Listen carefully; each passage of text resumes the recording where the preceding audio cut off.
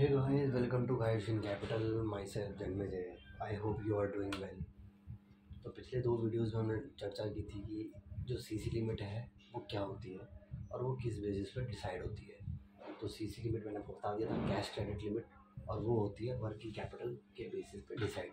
अब working capital की जो कैलकुलेशन है, जो असेसमेंट है, वो किस किस प्रकार से होती है, कितने मेथड्स हैं। बेसिकली 5 मेथड्स हैं। तो 5 मेथड में से आज पहला मेथड जो मोस्टली बैंक यूज़ करते हैं वो अब मैं आपको सिखाऊंगा। बाकी के 4 मेथड अगली वीडियोस में आएंगी। तो जो पहला मेथड है वो है आपका ऑपरेटिंग साइकिल मेथड। तो ऑपरेटिंग साइकिल मेथड का मतलब क्या होता है?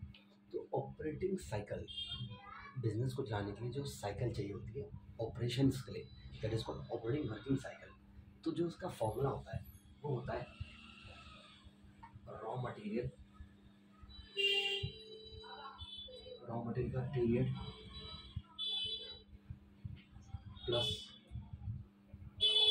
आपका प्रोडक्शन का पीरियड है। बेसिकली डब्ल्यू आई पी मतलब वर्किंग प्रोग्रेस, कार्य प्रगति पर है। तो कार्य प्रगति का मतलब यही होता है कि that is in the phase of production, उसका प्रोडक्शन हो रहा है। और प्लस फिनिश गुड्स का पीरियड, फिनिश गुड्स वाला पीरियड है। तो फिनिश गुड्स का पीरियड, रॉ मटेरियल का period plus production period, that is called W period. और दैट इज लास्ट में आता है आपका फिनिश गुड पीरियड। इसमें से हम माइनस करते हैं क्रेडिट पीरियड। क्रेडिट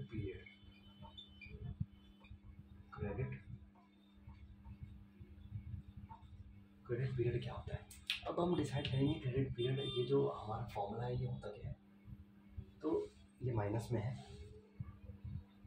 अभी चल गया है। अभी अगली वीडियो में हम एक नया मार्कर ले लेंगे। तो बेसिकली जो रॉ मटेरियल पीरियड है, यानी रॉ मटेरियल खरीदने में बिजनेस को समय कितना लगता है।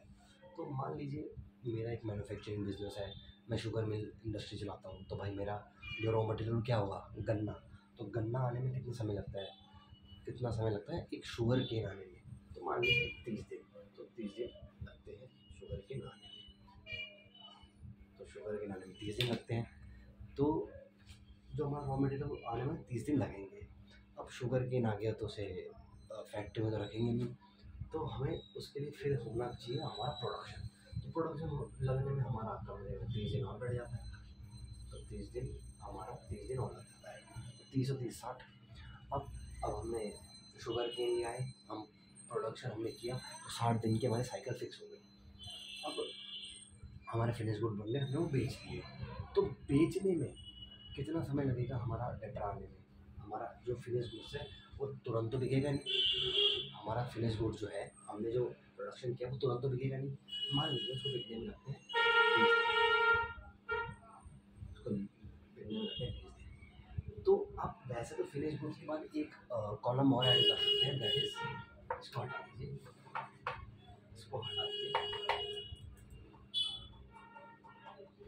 That is debtor period.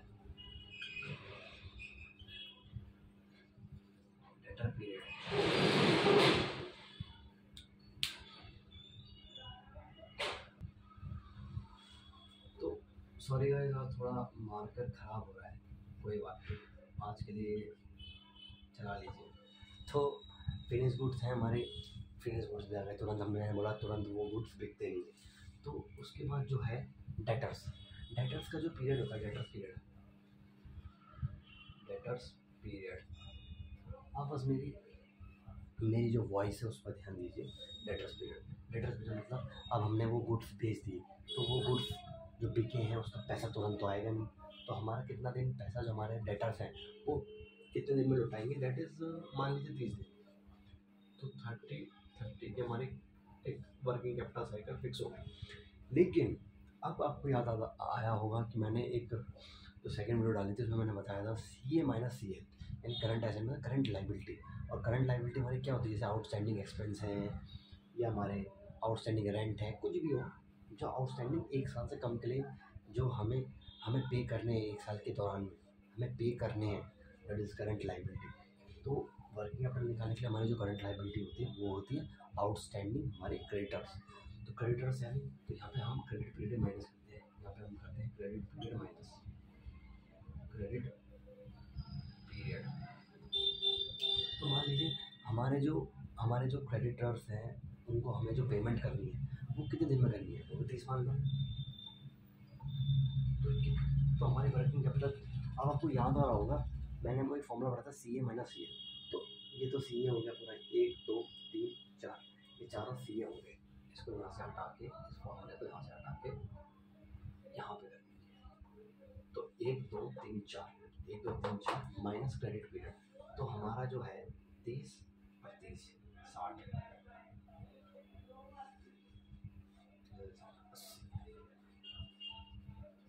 जो है हमारी जो वर्किंग कैपिटल साइकिल निकल के आएगी C A minus C L, that is 80। और आपको याद आ रहा होगा ये जो सारा पार्ट है ये है सी ए और ये है सी ए, तो सी ए माइनस सी ए ये आ गया हमारा। तो हम घूम फिर के वहीं पहुंच गए जहां हमें पहुंचना चाहिए था। तो this is the operating cycle method. इसी के बेसिस पे जो बैंक है वो कैलकुलेशन करते हैं। मैं आपको एक बार और दिखा देता हूँ, मैं आपको एक और एग्जांपल से समझाता हूँ, वो आपके लिए बहुत अच्छा रहेगा।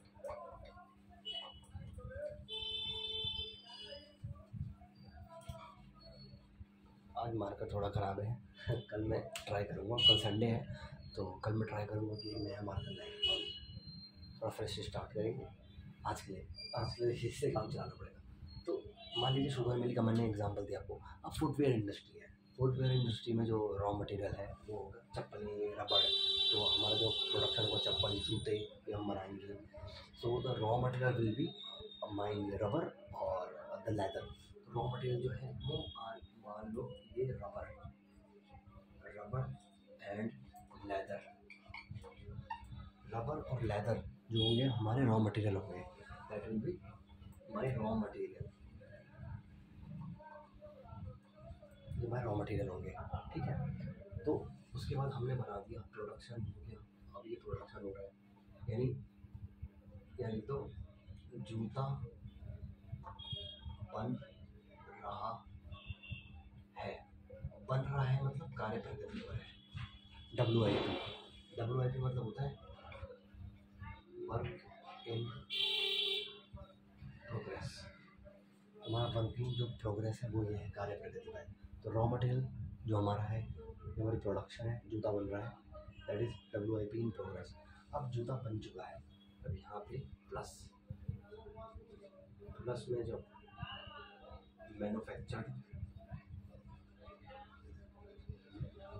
Manufactured shoes, that is our finished goods, that is called FG। FG मतलब फिनिश गुड्स। तो जो मैंने आपको साइकिल बताई थी, रॉ मटेरियल आया, प्रोडक्शन हुआ, कार्य प्रगति पर है, और मैन्युफैक्चर्ड शूज़, ये हमारा बन गया, ये पूरी साइकिल बन गई। अब इसके बाद हम जूते को बेच देंगे, दैट इज डेटर्स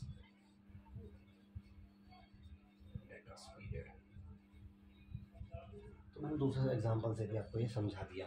और अंत में जो हमारे क्रेडिटर हैं वो तो माइनस हो ही जाएंगे। सो यही था आज का टॉपिक, ऑपरेटिंग साइकिल मेथड। धीरे धीरे मैं खुद से नोट्स बनाऊंगा, जैसे ही एक लिंक यूट्यूब की पॉलिसी के अंडर हम आ जाएंगे तो वो जो लिंक है गूगल ड्राइव का वो मैं वीडियो के नीचे पेस्ट कर दूंगा, आप वहाँ से नोट्स डाउनलोड कर लेना। और वो नोट्स आपके बैंकिंग इंटरव्यूज़ में, आपके गवर्नमेंट एग्ज़ाम में आपके बहुत हेल्प करेंगे। और ये जो ऑपरेटिंग साइकिल मेथड है ये हर गवर्नमेंट एग्ज़ाम में, बेसिकली द बैंकिंग जो एग्ज़ाम है उनमें पूछा जाता है। तो ऑपरेटिंग साइकिल मेथड है, ऑपरेटिंग साइकिल मेथड। तो इस ऑपरेटिंग OCM इसको कहते हैं, क्या कहते हैं, बेसिकली OCM। तो OCM का आप ध्यान रखें और इसको जितना हो सके उसे पढ़िए। और इसके बाद हम लेके आएंगे drawing power method, cash budget method, and एक और मेथड है दैट इज़ MPBF कैलकुलेशन। जो बाकी के 4 मेथड हैं वो हम आगे 4 वीडियोज़ में लेके आएंगे।